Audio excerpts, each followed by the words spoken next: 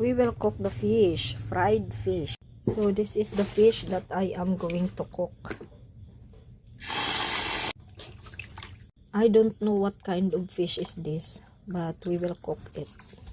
This is how to know if it's already hot, the oil.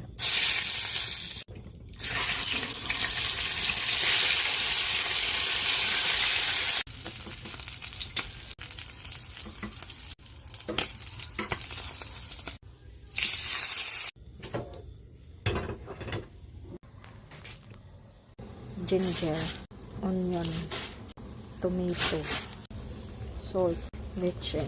Put the fish. Okay, this is egg.